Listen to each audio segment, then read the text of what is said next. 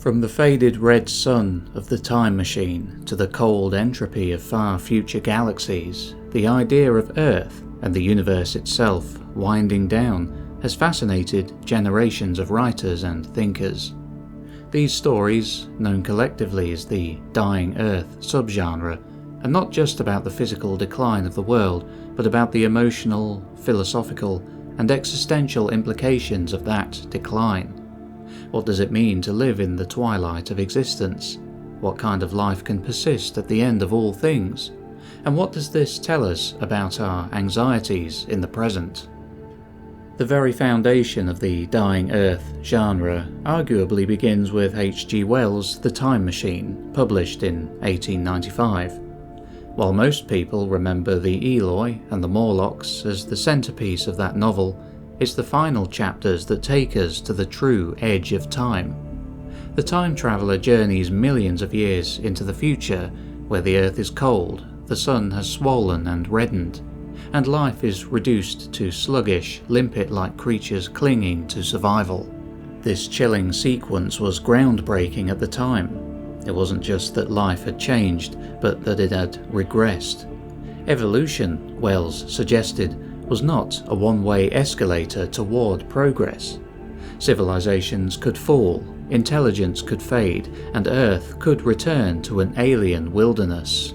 The sun's slow death and the silence of the world evoked deep cosmic horror and melancholy, capturing the fragility of everything we take for granted.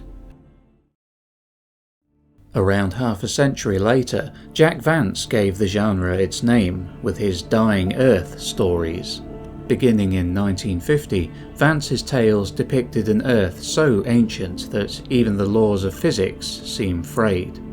The sun is nearly extinguished, casting a dim glow over a world teeming with relics of forgotten technologies and civilizations. Unlike Wells' stark desolation, Vance's world is rich, baroque, and ironically vibrant. His characters are magicians and adventurers, often self-serving and flamboyant, navigating a landscape filled with ruins, artificial beings, and spells encoded in lost scientific languages. Knowledge in Vance's world is rare and hoarded. Science and magic are indistinguishable.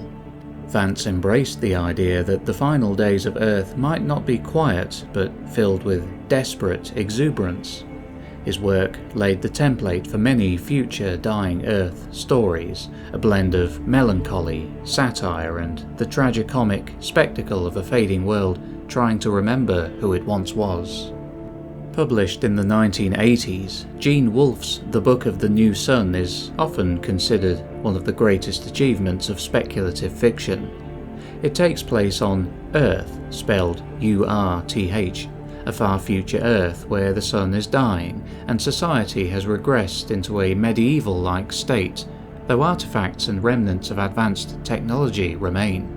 Wolfe's protagonist, Severian, is a torturer who embarks on a journey that is both literal and metaphysical.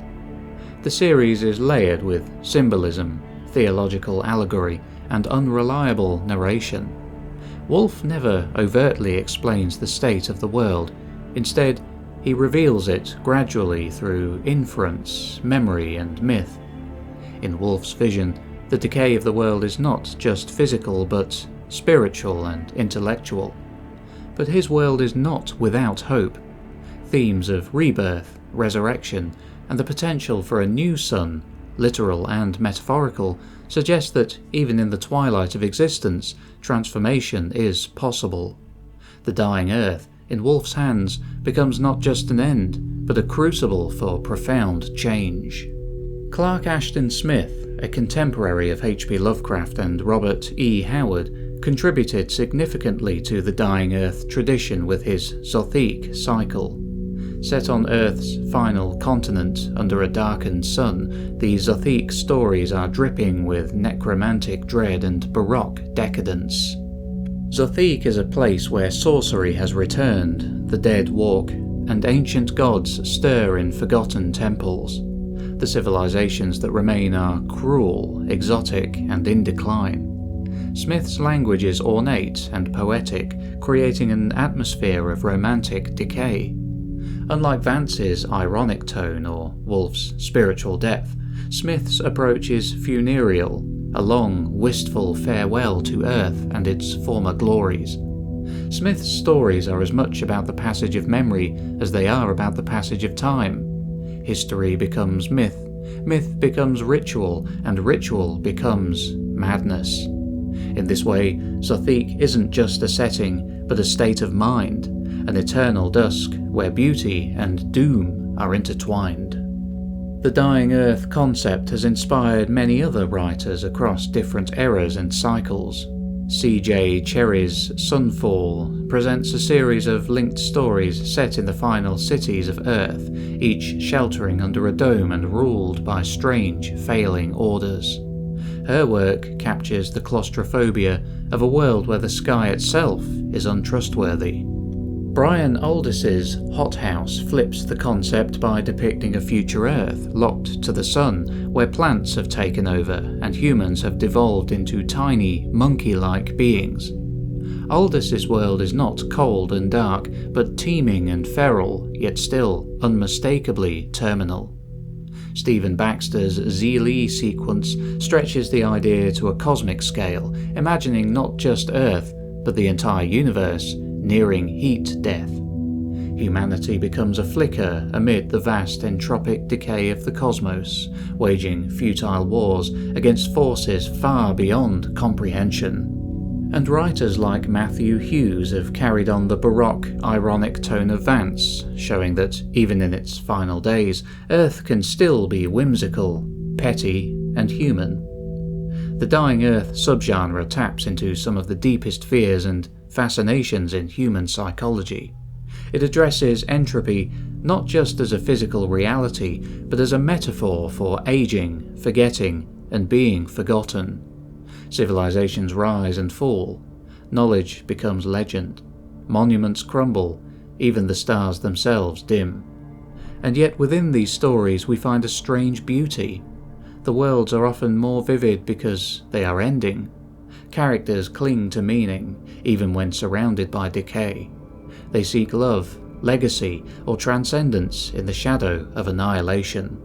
Each of these tales asks hard questions. What matters when nothing lasts?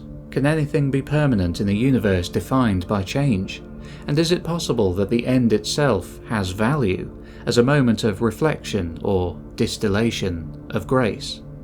From Wells to Vance, Smith to Wolfe, the dying Earth tradition invites us to confront the ultimate fate of our world and our species.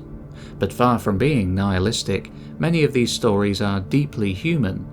They remind us that, even at the end, there is dignity. Even in ruin, there can be wonder. The sun may dim, the cities may fall, and the stars may burn out. But as long as there is someone to tell the tale, the light, however faint, continues to shine.